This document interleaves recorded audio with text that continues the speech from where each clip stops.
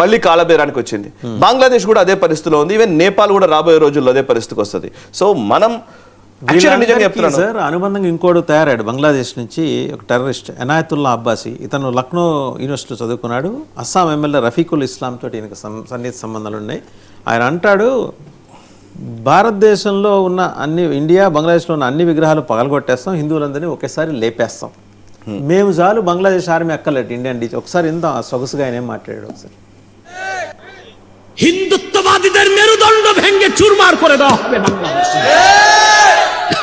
BDR লাগবে না, সেনাবাহিনী লাগবে না।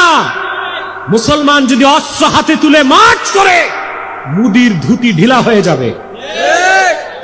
হরে রাম হরে রাম করতে করতে মূর্তিকে অপসারণ করে নাপাক মূর্তি বাংলাদেশ থেকে হিন্দুস্তানে ফেলে দিবে ছুড়ে। వీళ్ళు రంగంలోకి దిగితే మోడీ పంచెగేసుకొని పారిపోతాడు, హిందువులందరినీ లేపేస్తాం, విగ్రహాలు భారతదేశంలో బంగ్లాదేశ్లో కూడా విగ్రహాలు పగలగొట్టేస్తాం, మీ సంగతి తేల్చడానికి మా ఆర్మీ ఎందుకు మేము చాలన్నాడు. వెనకాల ఆయనను వెనకాల ఇద్దరు మానసిక దౌర్బల్యంతో కొట్టుమిట్టాడుతున్నటువంటి వ్యక్తులు వీళ్ళు.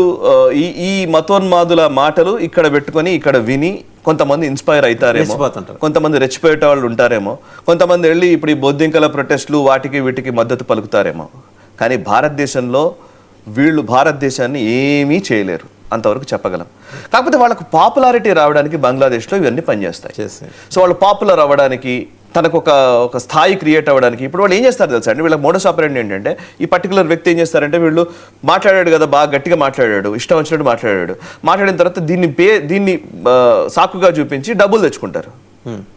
అటు పాకిస్తాన్ నుంచి డబ్బులో, లేకపోతే చైనా నుంచి కొంత డబ్బులో, టర్కీ నుంచి కొన్ని డబ్బులో వీళ్ళకి డబ్బులు వస్తాయి. మొత్తం 10 మంది ఏదో. సో మేము ఇస్లాంని కాపాడుతున్నామని చెప్పడం కోసం చేసే ప్రయత్నం ఇది. మేము కాఫిర్లను చంపుతాం మేము అన్న ప్రతివాడు ఏంటంటే ఈ కాఫిర్ అంటారు చూసారా, అది అసలు బేసికల్లీ ఆ మానసిక దౌర్బల్యం. అది ఒక రకంగా చెప్పారంటే ఈ దివాళాకోరుతనం. భారతదేశంలో కూడా వీటిని ఎంకరేజ్ చేసేవాళ్ళు. ఇట్లాంటి మతోన్మాదుల గురించి ఒక్క మాట మాట్లాడరు మన కమ్యూనిస్ట్ మేధావులు. నాకు అది కోపం వస్తుంది. రాహుల్ గాంధీ ఒక్కరు మాట్లాడరు. అండ్ మతోన్మాది అంటే మళ్ళీ ఇంకోటి ఏంటి తెలుసా, రిలీజియన్ లేదంటారు. టెర్రరిజంకి రిలీజియన్కి సంబంధం లేదంటారు. అంటే మతంతో సంబంధం లేదంట ఉగ్రవాదానికి. మళ్ళీ ఇక్కడ వస్తేనేమో హిందూ ఉగ్రవాదం అంటారు. అసలు ఎంత ఈ డూప్లిసిటీతోనే సమస్య ఈ దేశంలో. అందుకే ఇప్పుడు ఇట్లాంటి వాళ్ళ వ్యాఖ్యల్ని పెట్టుకొని ఇక్కడ ఉన్న కొంతమంది రెచ్చిపోయే వాళ్ళు ఉంటారు చూసారా.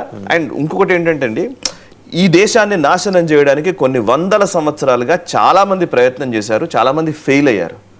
భారతదేశం కొంత గ్రోత్ ఆగిపోవచ్చు, తగ్గిపోవచ్చు, ఇంకోటి అవ్వచ్చు, కానీ ఈ దేశపు ఆత్మ, ఈ దేశపు సాంస్కృతిక వైభవము ఏ రోజు ఇంకా ఇప్పటికీ చెక్కు చెదరలేదు. ఈ రోజుకి 80% హిందువులే ఉన్నారు. సమస్య ఏంటంటే వాళ్ళు హిందువులుగా భావించట్లేదు. ఆ భావిస్తున్నారు ఈ 10 సంవత్సరాల నుంచే. నేను హిందువునన్న భావనతో బతుకుతున్నారు కాబట్టి సమస్య మొదలైంది. సో అది కులాల ప్రాతిపదికన విడిపోయిన సమాజంలో లేదు, హిందూ చైతన్యం పెరుగుతున్న కొద్దీ వాళ్ళకి సమస్య మొదలవుతుంది. మనకు ఆ కులము కావాలి, ఆ మతము కావాలి, ఆ ఎమోషను కావాలి. ఇక్కడ విడదీసే ధోరణులు కనపడుతున్న సేపు ఇది నడుస్తూ ఉంటుంది. ఇలాంటి వాళ్ళకు పెద్దగా పట్టించుకోవాల్సిన అవసరం లేదు, తాటాకు చప్పుట్లకు వెరవాల్సిన అవసరం. క్లరిక్, పాకిస్తానీ క్లరిక్ నజీర్ అద్మీ మొన్న 14th ఆగస్ట్ బహవల్ నగర్లో, నాట్ బహవల్పూర్, బహవల్ నగర్లో మాట్లాడితే ఏమన్నాడంటే, 10,000 మంది ఉగ్రవాదుల్ని జమ్మూ అండ్ కాశ్మీర్కి మా హఫీజ్ సయీద్ పంపించాడు ఎల్ఈటీ అని. సో లింక్స్ ఎస్టాబ్లిష్ అవుతున్నాయి, డాట్స్ కనెక్ట్ అవుతున్నాయి. ఏది మనకి దాని వెనకాల పహల్గామ్ వెనకాల 26/11 మోస్ట్ వాంటెడ్ అతను, పహల్గామ్ వెనకాల మోస్ట్ వాంటెడ్. ఇప్పుడు 10,000 మందిని పంపించాడు. ఆడు ఎప్పుడు పంపించాడు? సింధూర్కి ముందు పంపించాడా, ఆపరేషన్ సింధూర్ తర్వాత పంపించాడా? అంటే నేను ఒకటి అడుగుతాను, అసలు బేసికల్లీ నేను 10,000 మందిని పంపిస్తానని అనుకో, 10,000 మందిని చంపేస్తారు మన భద్రతా బలగాలు. No doubt about it. మీకు ఒక చిన్న ఎగ్జాంపుల్ చెప్తాను, సమ్ ఇన్స్పైరింగ్ స్టోరీ. శ్రీనగర్లో బాదామీబాగ్ కంటోన్మెంట్ అని ఉంటుంది. చాలా మంది ఎప్పుడైనా ఎవరైనా వెళ్తే వెళ్ళొచ్చు, అంటే పర్మిషన్ ఇవ్వరు అక్కడికి. బట్ ఎస్, బాదామీబాగ్ కంటోన్మెంట్ శ్రీనగర్ కేంద్రంగా ఉంటుంది. ఆ కంటోన్మెంట్లో ఒక పెద్ద శిలాఫలకాలు ఉంటాయి వాసు గారు, చాలా ఒక 2-3 శిలాఫలకాలు ఉంటాయి. వాటిల్లో ఏంటంటే కశ్మీర్ కోసం ప్రాణత్యాగం చేసినటువంటి, బలిదానం చేసినటువంటి అమర జవాన్లకు సంబంధించిన పేర్లు ఆ శిలాఫలకాల మీద చెక్కి ఉంటాయి. అందరి పేర్లు ఉంటాయి అందులో. ఓకే, ఆ పేర్లలో ఒక పక్కన లాస్ట్కి ఇంకో ఖాళీ శిలాఫలకం కూడా ఉంటుంది. ఓ 2-3 పేర్లు ఉంటాయి, మిగతా ఖాళీ. అంటే దాని అర్థం ఏంటంటే, మీరు ఎంతమంది ఉగ్రవాదులను పంపించినా అంతమందిని మట్టుబెట్టడం కోసం ఎంతమంది అయినా సరే బలిదానం చేసేటువంటి సామర్థ్యం ఈ భారత సైన్యం దగ్గర ఉంది అనే ఒక మెసేజ్ని భారత సైన్యం ఇస్తోంది.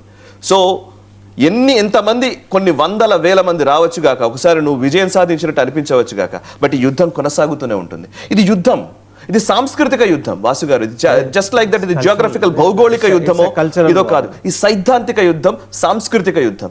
ఆ సైద్ధాంతిక యుద్ధం అనే అర్థం కానంత వరకు కూడా ఈ దేశం సమస్యను ఎదుర్కొంటూ ఉంటుంది. ఈ మధ్య కాలంలోనే ఇది సైద్ధాంతిక యుద్ధం, ఇది సాంస్కృతిక యుద్ధం అన్న మాట అర్థమవుతున్న కొద్దీ కూడా ఈ దేశంలో చైతన్యం పెరుగుతోంది. అంటే ఇవాళ త్రివిధ దళాలు రెడీగా ఉన్నాయి. అక్కడ కొన్ని వందల మంది, మీరు షోపియాన్ లాంటి ప్రాంతానికి వెళ్ళి చూడండి సార్. నేను వెళ్ళి చూశాను. షోపియాన్ లాంటి ప్రాంతంలో ఒక జవాన్ నిలబడి ఉంటే ఎక్కడి నుంచి ఏ గ్రెనేడ్ అటాక్ జరుగుతుందో తెలియని ఒక పరిస్థితిలో అక్కడ నిలబడి ఉంటాడు ఆయన. ఎందుకోసం అంటే మన దేశం కోసం, ఈ భూభాగం కోసం. ఇవాళ షోపియాన్లో బీజేపీ ప్రభుత్వం వచ్చాక ఏం జరిగింది అని అంటే, షోపియాన్లో తిరంగా యాత్ర జరిగింది మొన్న. నీకు తిరంగా యాత్ర కావాలా, స్టోన్ పెల్టింగ్ యాక్టివిటీ కావాలా, తేల్చుకోవాల్సిన సమయం ఇది. ఇవాళ మొత్తం మాట్లాడుకున్నంత కూడా భావోద్వేగాలతో కూడిన సమ్మిళితమైన అంశాలే మాట్లాడుకున్నాం. దురదృష్టం, వాడు బంగ్లాదేశ్ వాడు పాకిస్తాన్ మాట్లాడాడంటే వాడు అర్థం ఉంది, మన మొహమైత్ర మాట్లాడటం ఏంటి, మరి ఈ దేశంలో వాళ్ళకు పెద్ద తేడా ఏం లేదండి. అంటే వాళ్ళు ఎక్కడికి పోతున్నారు ఏంటి. సో ఇది ఈరోజు time to ask, and thank you very much for watching time to ask programme with Sai Krishna గారు.